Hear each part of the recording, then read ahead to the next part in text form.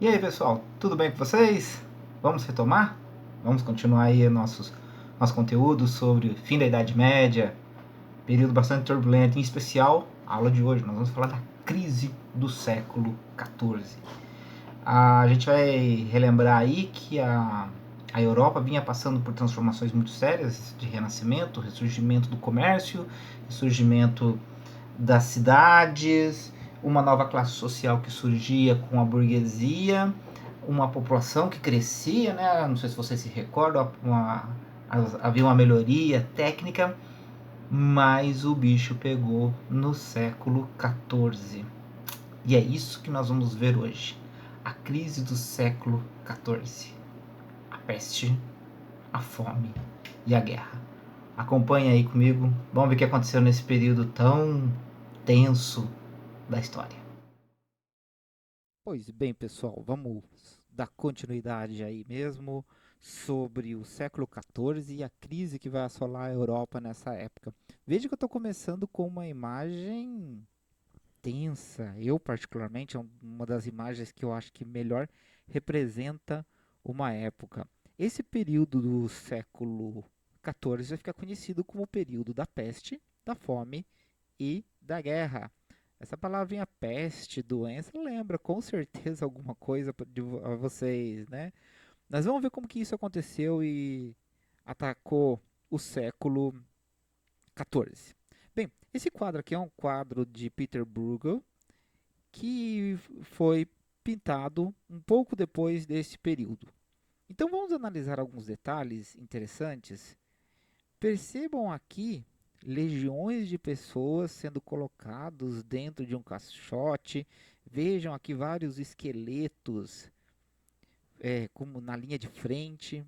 Percebam aqui uma caveira também representando aí a morte, carregando diversos crânios.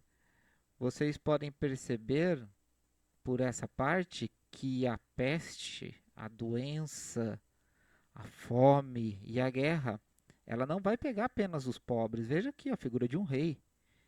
Percebam legiões e legiões de pessoas tentando fugir disso.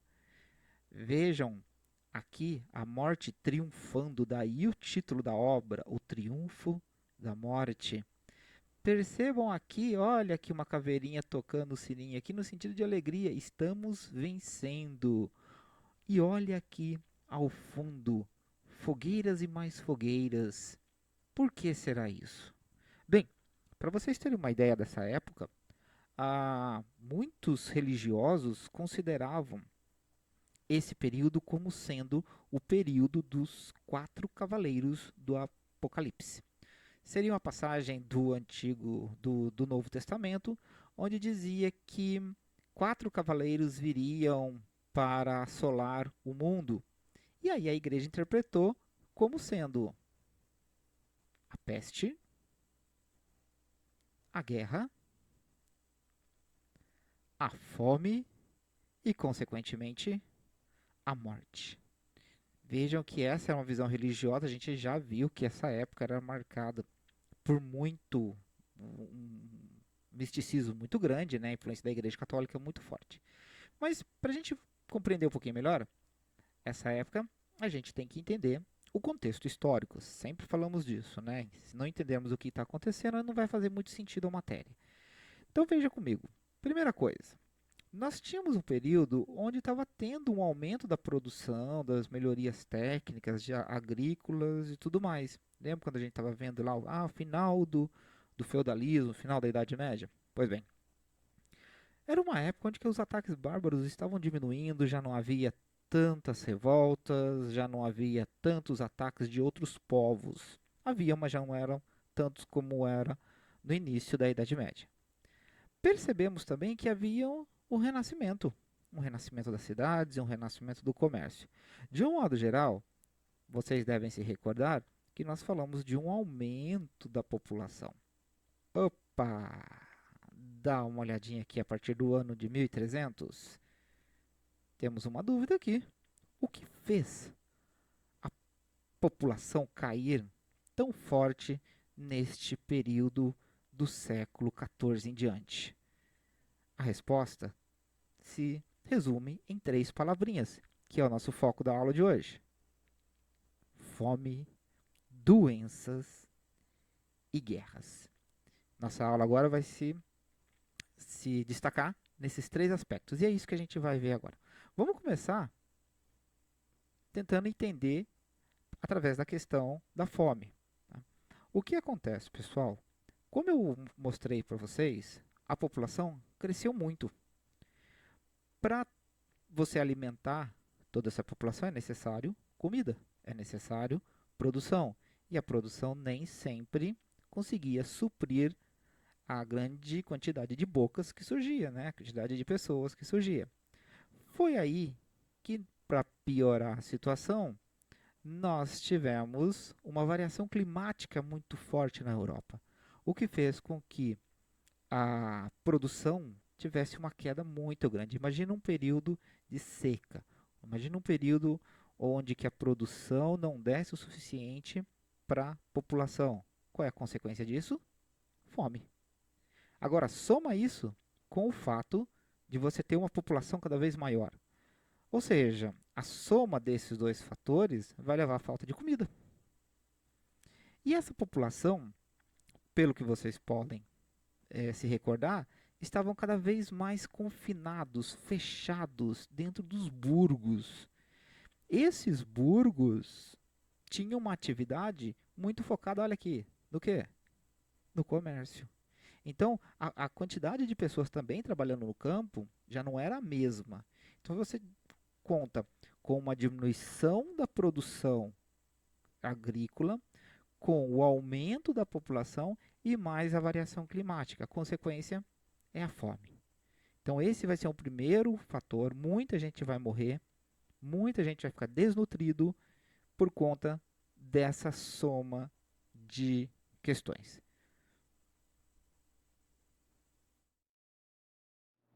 Tá aí, galerinha.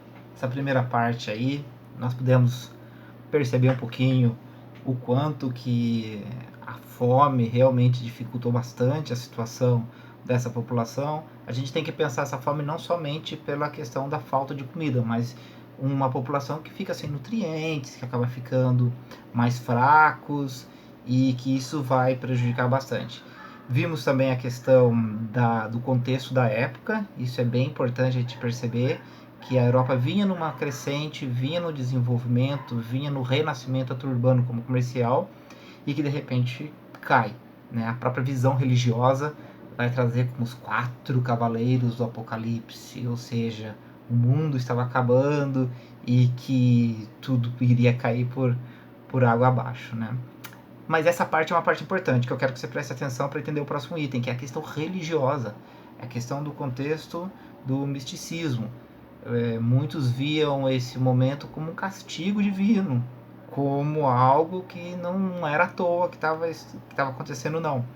E aí vai entrar um tema importante que a gente vai ver agora, que é a tal de pandemia. As doenças, já ouviram falar disso?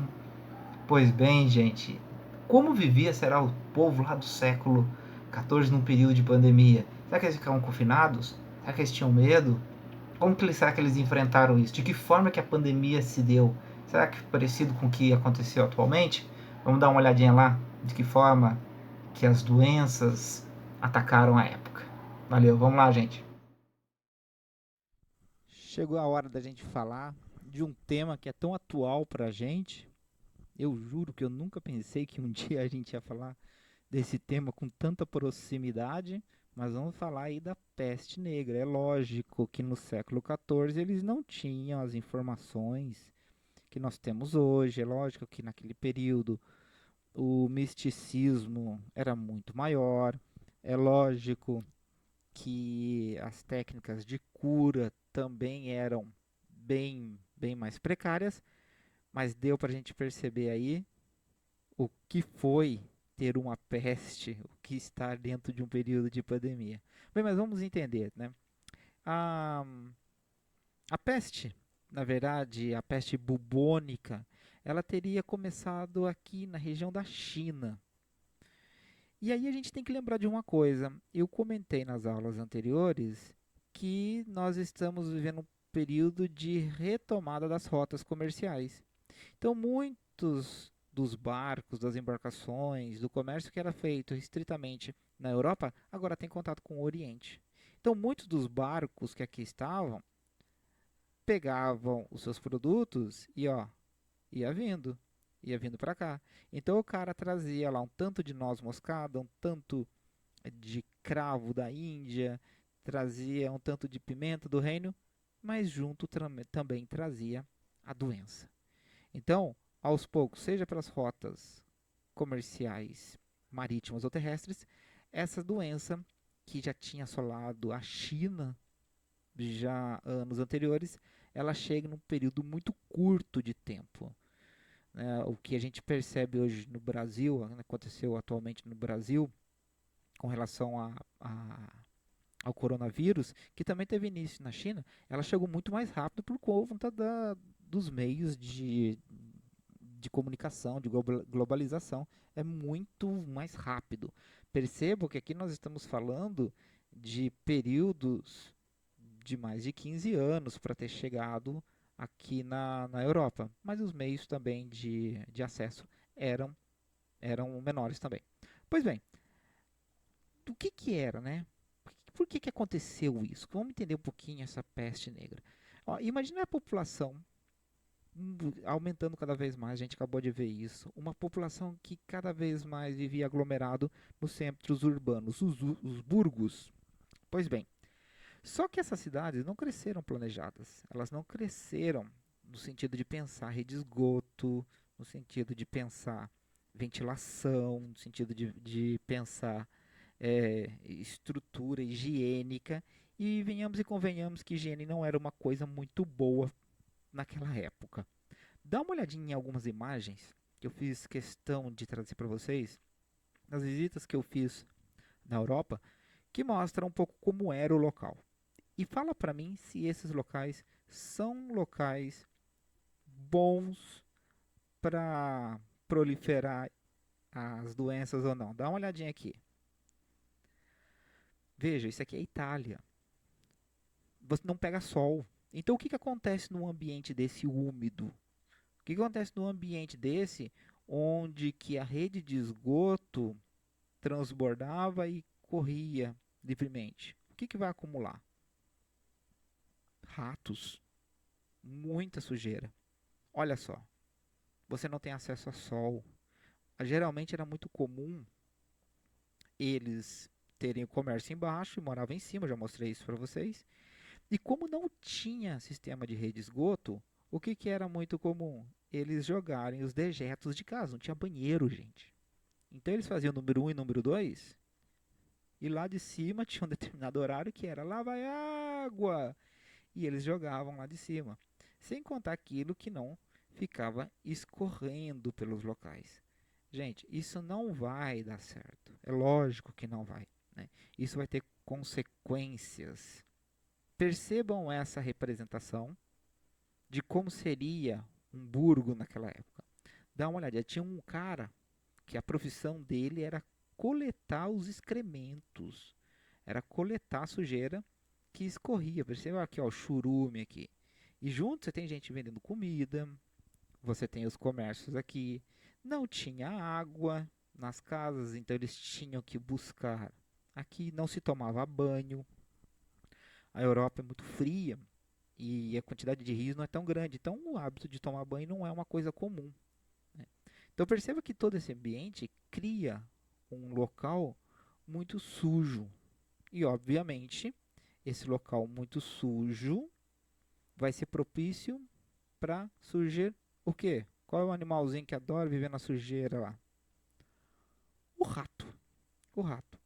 Acontece que o acúmulo de rato nesses locais vai levar a uma palavrinha que vocês já conhecem: pandemias, epidemias. Começam com epidemias, ou seja, doenças locais e que se espalha por todo o continente. E aí dá as pandemias. Essa é a diferença, né? Agora, as doenças vão ser muitas. Algumas das consequências vocês podem ver em algumas imagens atuais que representam o que era naquela época. Não se assustem com as imagens, era isso mesmo. Como, por exemplo, a lepra. Vejam, a lepra é uma doença muito antiga. A lepra já é uma doença que está na Bíblia. Na Idade Média isso era muito comum. E ela era causada também por, por bactérias em ambientes sujos, que consequentemente atingia a pele da pessoa e caía. Caía, isso mesmo. Caía parte do corpo. Eles consideravam os leprosos como pessoas que morreram, mas não deitaram. O tratamento de um leproso geralmente era juntar todos os leprosos, rezar uma missa de corpo presente, mesmo eles estando vivos, e mandar eles saírem da cidade. Simples assim. Haviam outras doenças. Dá uma olhadinha nessa daqui. A tifo. A tifo também era uma doença que afetava muito as pessoas e que deixava marcas profundas, coceiras, e isso acabava atingindo o sistema nervoso e a pessoa acabava vindo a morrer. Né? No entanto, a pior de todas, aquela que a gente pode considerar uma das piores doenças que já atacou a humanidade, é a peste negra. Segundo os historiadores, ela teria exterminado 1/3 da população da Europa, ou seja, 1 em cada 3 pessoas da Europa morreu por conta dessa doença. E não se sabia por quê. Não se sabia. Vejam, ela chamava peste negra porque realmente ela acabava necrosando, né? A pele acabava morrendo, ficando preta, e isso afetava todo o sistema corpóreo e a pessoa morria brevemente. Você já deve ter visto essa imagem aqui, isso aqui era um médico. Então o que, que eles faziam? Eles acreditavam que a doença estava no ar. Por isso que muitos punham fogo para tentar matar a doença. E ali, aqui nesse bico, eles colocavam ervas e algodão para tentar não respirar aquilo, só que não adiantava nada. Porque o que, que era a peste negra? A peste negra nada mais era do que uma pulguinha que estava no rato e que essa pulga, em contato com as pessoas, acabava levando essas pessoas à contaminação. Né? Então, corpos e mais corpos se acumulavam, e um detalhe interessante, eles acreditavam isso como sendo um castigo divino. Então o cara ficava doente não é porque ele não tinha higiene, ele ficava doente porque ele tinha cometido algum pecado. Então uma das formas de se tratar era indo na igreja, era rezando, era fazendo penitência, e acabava não resolvendo muito, mas pelo menos o cara ia com a consciência de que se ele morrer, pelo menos ele está com os seus pecados perdoados. Né? Percebam por esse mapa o quanto que a peste negra veio acumulando, veio se espalhando, e em pouco tempo. Veja, esse mapa aqui ele é bem curto para uma época que o contato era pequeno, e ela vai se espalhando cada vez mais. Dá uma olhadinha de um relato da peste negra, tem vários, mas isso aqui representa bem aí como era na época. A peste, em Florença, não teve o mesmo comportamento que no Oriente. Neste, quando o sangue saía pelo nariz, fosse de quem fosse, era sinal evidente de morte, inevitável. Em Florença, apareciam no começo tanto em homens como nas mulheres, ou na virilha ou na axila, algumas inchações. Algumas dessas cresciam como maçãs, outras como um ovo. Cresciam umas mais, outras menos. Chamava-as de populacho, de bubões. Dessas duas referidas partes do corpo, logo o tal tumor mortal passava a reportar e a surgir por toda a parte. Agora, gente, vamos pensar um pouquinho? Quem que era o culpado então dessa peste negra que matou tanta gente? O culpado era o rato?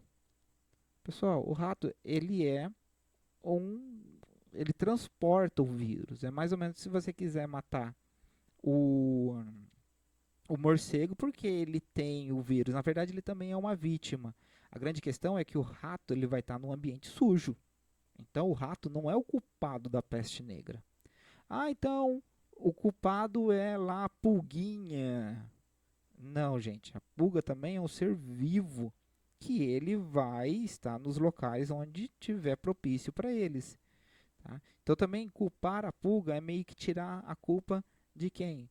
Dos próprios costumes que se tinha na época, da população de um modo geral.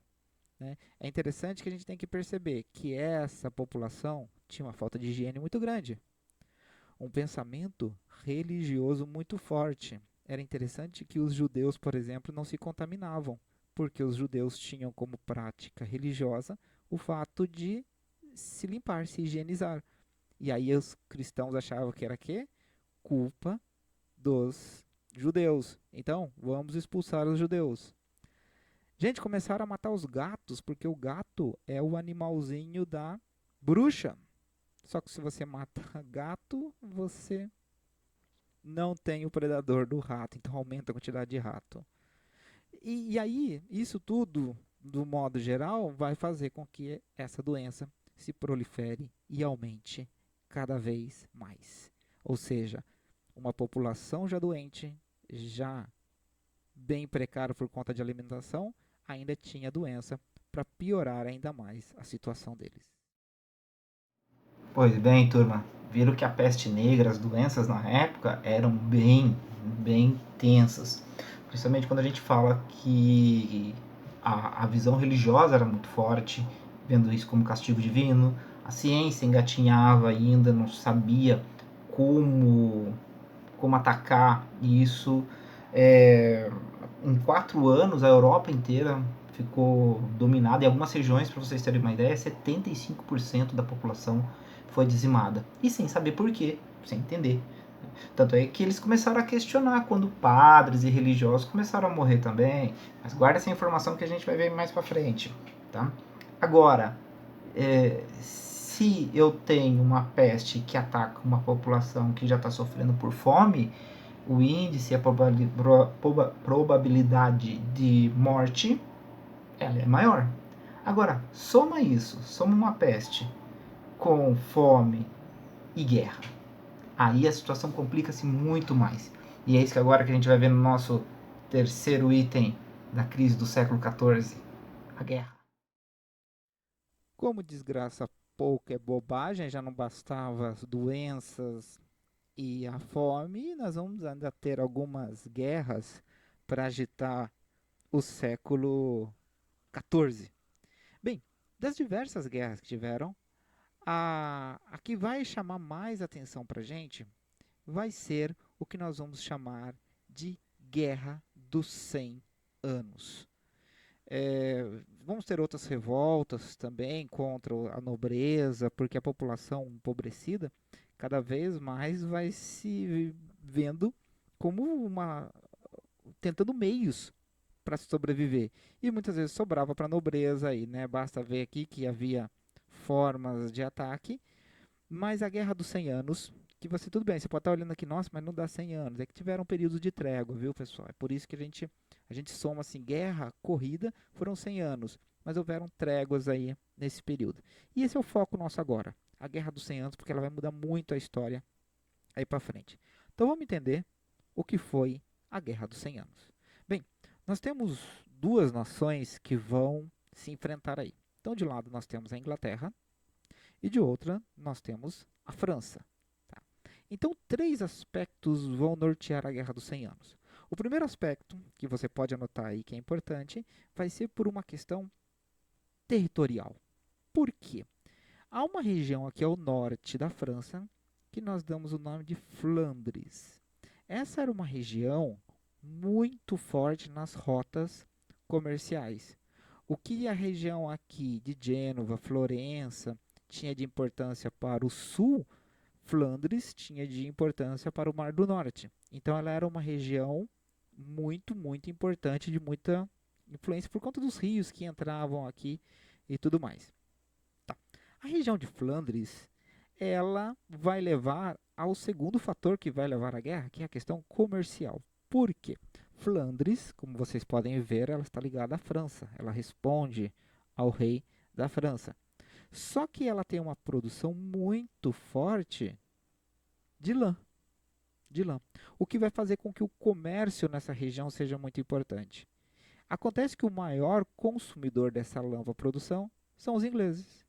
Então vejam, nós temos uma região anexada à França, porém com uma ligação muito forte comercial com a Inglaterra. E isso não vai causar bons olhos aqui por parte da França.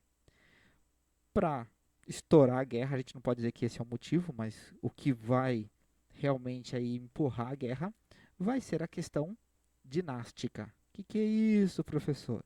Dinastia está ligado à questão das famílias que estão no poder. Então vamos entender aqui melhor. Na França, quem governava era o rei Carlos IV, só que ele morreu. E ele morre sem ter herdeiros. Bem, se ele morre sem ter herdeiros, eles têm que procurar o parente mais próximo dele. E naquela época era muito comum esse casamento entre nobrezas. E foi aí que viram que o parente mais próximo dele era quem? Eduardo III, só que era rei da Inglaterra. Pô, professor, então o rei da Inglaterra agora vai poder ser o rei da França? Pior, gente. Esse seria o destino do Eduardo. Só que é óbvio que os franceses, que não se davam com os ingleses, não iam aceitar isso. Foi perante essa situação que eles alegaram que o Eduardo não poderia ser o rei da França porque ele era parente de Carlos por parte materna e teria que ser por parte paterna. Foi aí que os nobres franceses vão se organizar e vão ver que tem um outro primo, pouco mais distante, chamado Felipe de Valois. Este vai assumir aí o trono e é óbvio, né, galera? O bicho vai pegar. A Inglaterra vai se sentir no direito de tomar a França, em especial por conta de Flandres aqui, e a nobreza da França não vai permitir, liderado aqui por Felipe de Valois. E aí vai começar o conflito.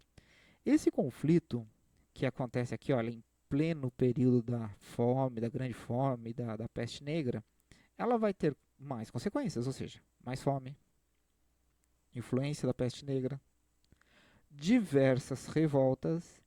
E aí, gente, aqui vai entrar um ponto para nós chave que eu quero que vocês anotem com carinho, que é a questão do sentimento nacionalista. Cada vez mais os nobres da França vão passar a defender o território francês, como eles sendo franceses. E da Inglaterra, a mesma coisa. Tá? Bem, a guerra, como eu disse para vocês, quase, ou melhor, foi 100 anos, né, um período maior aqui por conta das tréguas que tiveram, mas a França enfraquecida. A França que foi muito assolada pela peste teve grandes desvantagens, grandes derrotas. Para vocês terem uma ideia, foi a primeira vez que o uso de canhão foi utilizado em massa na Europa. E a Inglaterra estava em vantagem. Você imagina que ali a Inglaterra domina um, dois, três, quatro, cinco, seis territórios, os franceses não conseguindo se reerguer. Eis que surge o que os franceses até hoje chamam de um milagre. Uma menina, uma camponesa, surge dizendo que conversava com Santa Catarina, que conversava com Deus e que ela tinha a solução para os franceses e ela queria participar do exército francês e dizer o que as divindades teriam dito para ela para vencer a guerra. Bem, os franceses acabam concordando com essa menina. Vocês sabem quem é? Joana d'Arc. Né? E não é que a menina lidera os franceses, aponta estratégias e a França sai vencedora? A França, que perdia de 7-1 aos 35 minutos do segundo tempo, né? Lembra? 7-1? Beleza. Esquece. Bem, eles que perdiam isso, perdiam a batalha, de repente, com as estratégias de uma camponesa, uma adolescente, conseguem reverter e conseguem sair à frente. Na verdade, gente, se a gente for falar de vencedor é meio difícil. Eu colocaria um empate. Terminou 7-7 o jogo. Só que eles estavam bem para trás. E como eles conseguiram empatar, digamos que eles saem como vencedores por conta disso. Mas o que é interessante a gente perceber é que essa vitória dos franceses vai fazer com que aumente cada vez mais o quê? O sentimento nacionalista. Esse sentimento nacionalista vai aumentar cada vez mais e eles vão perceber o quanto é importante a figura de um rei, o quanto que é importante a figura de um poder centralizado. Pô, professor, até agora você dizia que o poder era descentralizado, que eram os senhores feudais. Isso, mas agora eu estou falando que esse poder passa a ser centralizado. E isso vai espalhar por toda a Europa. Pois bem, turminha, concluindo aí, a gente percebe como as coisas começam a se encaixar. Há um renascimento urbano, há um renascimento comercial que vai fazer com que as pessoas e o comércio circule. E junto vem uma doença que vai circular também. Por isso esse grande boom, esse grande desenvolvimento dessa doença. Automaticamente há regiões que vão ser disputadas. Por a questão da fome, por exemplo, você precisa de locais bons para produzir. E a região de Flandres vai ser uma dessas regiões disputadas por França e Inglaterra. Consequência disso, as guerras. E aí eles percebem o quanto é importante um rei para liderar, o quanto é importante um poder centralizado para poder estar à frente. Esse nacionalismo vai ser muito importante para a retomada da monarquia, para a retomada do poder centralizado. Senhores feudais estão perdendo poder desde lá das cruzadas, a gente já viu isso já. Com a fome e as mortes, eles estão perdendo cada vez mais seus servos. Com os burgos, muitos estão saindo lá do campo e indo viver nos burgos. E, consequentemente, a gente tem uma mudança radical na Europa. Mudanças essas que a gente vai ver mais pra frente. Valeu! Abração pra vocês. Tchau, tchau.